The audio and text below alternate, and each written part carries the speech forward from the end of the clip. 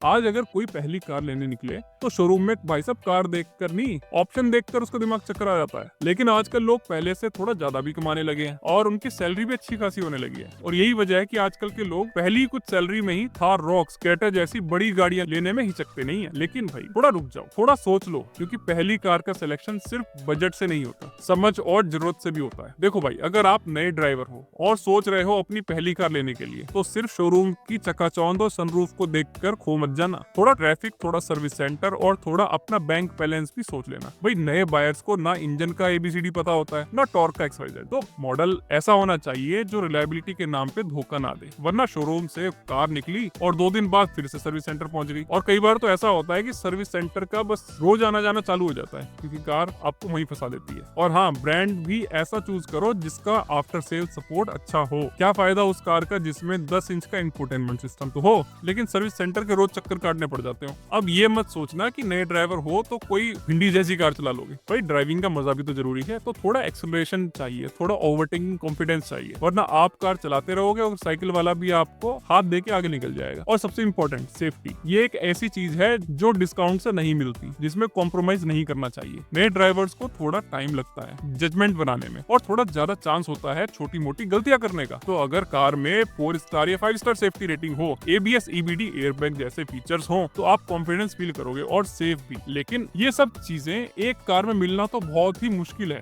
या फिर किसी अजूबे से कम नहीं है। इस वीडियो में मैंने उन गाड़ियों को फीचर किया है जो आम आदमी के बजट के आसपास फिट बैठती हैं, लेकिन फीचर, सेफ्टी और फील में किसी चीज की कमी नहीं छोड़ती। बजट का रेंज है अप्रोक्सीमेटली 5 से 20 लाख रुपए तक। अब हम ऐसी कार्स की बात करेंगे जो न्यू बायर्स के लिए बेस्ट हो सकती हैं। वो है Hyundai एक्स्टर। सबसे पहले बात करते हैं इंजन। 4 सिलेंडर का इंजन मिलता है, जो कि अपने सेगमेंट में रेयर चीज हो गई है आजकल। स्मूथनेस काफी बढ़िया है, और अगर आप सीएनजी वेरिएंट लेते हो तो डुअल सिलेंडर के साथ थोड़ा पैसा भी बचेगा। लेकिन हाँ, ये कोई रेस ट्रैक वाली फीलिंग नहीं देगी कार आपको। मतलब सिटी के लिए परफेक्ट है, हाईवेज में भी काम चल जाएगा। बस ओवरटेकिंग के टाइम पेशेंस रखना पड़ेगा। कभी कभी लगता है इंजन को ज्यादा खींचना पड़ रहा है। अब बात करते हैं रिलायबिलिटी और सर्विसिंग की। तो ये वो एरिया है जहाँ Hyundai अपना काम अच्छे से करता है। अब आते हैं सेफ्टी वाले चैप्टर पे, जो Hyundai के सिलेबस का सबसे वीक पार्ट है। इस कार में 6 एयरबैग मिलते हैं, और इसी वजह से लोग सोच लेते हैं कि भाई कार सेफ है। अभी तक एक्स्टर का ग्लोबल एनकैप क्रैश टेस्ट नहीं हुआ है, लेकिन अगर Hyundai वर्ना का रिजल्ट याद होगा आपको, तो 5 स्टार मिले थे, लेकिन बॉडी शेल अनस्टेबल मिला था। तो सिचुएशन काफी हाफ ग्लास फुल वाली है।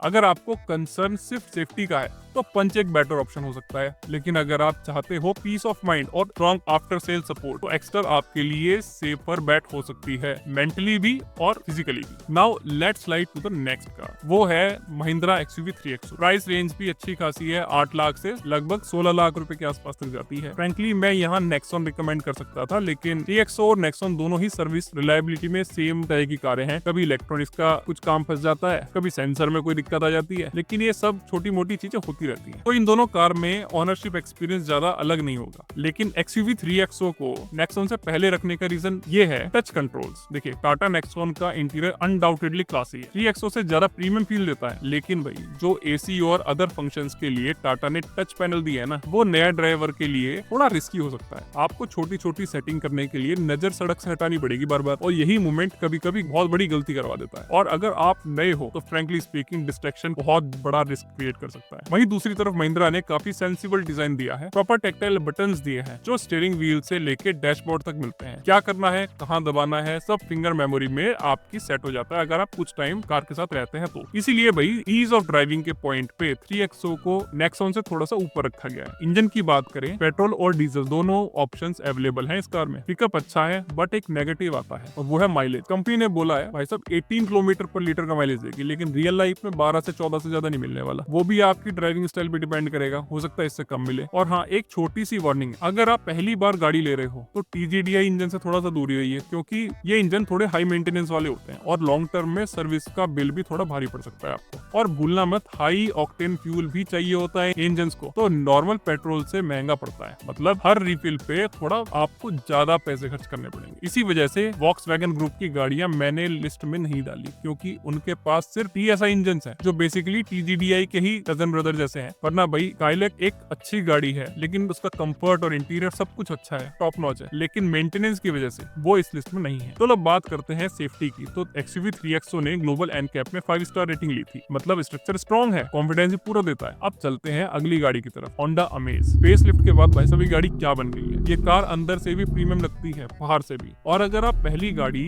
लेने जा रहे हो तो अमेज एक प्रैक्टिकल और सेंसिबल ऑप्शन है। कार बड़ी नहीं है तो सिटी में ड्राइव करना और पार्किंग करना बड़ा आसान है, विजिबिलिटी बढ़िया है, और सबसे बड़ी बात यहाँ कोई टच सेंसिटिव डिस्ट्रैक्शंस नहीं मिलेंगे। होंडा ने सारी चीजें बेस के रखकर बिल्कुल सही करा है। फिजिकल बटन मिलते हैं आपको, चाहे डैशबोर्ड हो या स्टीयरिंग व्हील। होंडा ने हर जगह सिंप्लिसिटी मेंटेन की है। और जब बात होती है इंजन की तो भाई होंडा का नाम आता है रिलायबिलिटी के लिए, रिफाइनमेंट के लिए। अमेज में मिलता है आपको एक 4 सिलेंडर IV टेक इंजन। अब ये 1.5 जैसा पावरफुल तो नहीं है, लेकिन ये कार के साइज के हिसाब से बिल्कुल परफेक्ट है। ये स्मूथ है, साइलेंट है और डिपेंडेबल भी है। रिलायबिलिटी की बात करें तो भाई होंडा ने इस डिपार्टमेंट में कभी डिसअपॉइंटमेंट किया ही नहीं है। चाहे इलेक्ट्रॉनिक्स हो या मैकेनिकल, गाड़ी एक बार चली तो सालों तक चलती है। जैसी पहले साल रहेगी ऐसी 15वें साल भी रहेगी। और सर्विस एक्सपीरियंस, होंडा का नेटवर्क ओवर क्राउडेड नहीं है, मतलब आपको ना तो टोकन लेना पड़ेगा ना ज्यादा वेट करना पड़ेगा। काम टाइमली हो जाता है और स्टाफ भी काफी प्रोफेशनल होता है। अब बात आती है सेफ्टी की। तो प्रीवियस फेसलिफ्ट मॉडल को ग्लोबल एनकैप ने 2 स्टार दिए थे, लेकिन भाई देखा जाए तो बॉडी शेल स्टेबल था, जो एक पॉजिटिव साइन है। और अब तो नए मॉडल पे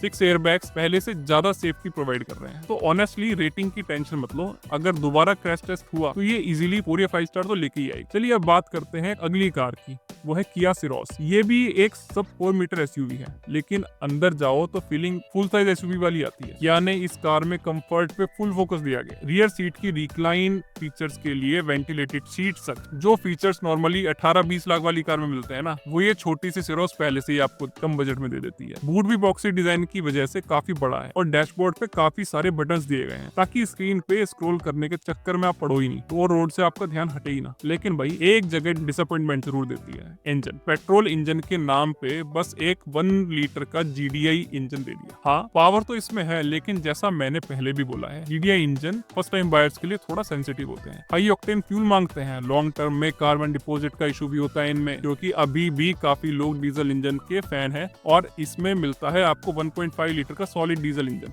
जो पावर के मामले में डेफिनेटली आपका काम ठीक से करता है। लेकिन हाँ, नेचुरली एस्पिरेटेड इंजन नहीं होने का थोड़ा फायदा कटेगा, क्योंकि एस्पिरेटेड इंजन एक अलग ही लेवल की लीनियर परफॉर्मेंस देते हैं और मेंटेनेंस भी थोड़ा कम ही होता है। सर्विस और रिलायबिलिटी की बात करें तो कोरियन वर्सेस जापानीज दोनों ही डिपेंडेबल है, और अगर आप इन दोनों कैटेगरीज में से कोई भी चूज करते हो तो आप गलत नहीं हो। सेफ्टी का स्कोर भी सॉलिड है। भारत एनकैप ने इसको फुल 5 स्टार रेटिंग दी है, लेकिन एक कंफ्यूजन है, बॉडी शेल इंटीग्रिटी का डाटा नहीं दिया गया। और ऑनेस्टली ये एक ऐसा सवाल है जिसका जवाब भारत एनकैप को देना चाहिए। बाकी इस कंपनी का कहना है कि उन्होंने बॉडी को और ज्यादा स्ट्रॉन्ग बनाया है, तो हम मान लेते हैं कि रेटिंग सही होगी।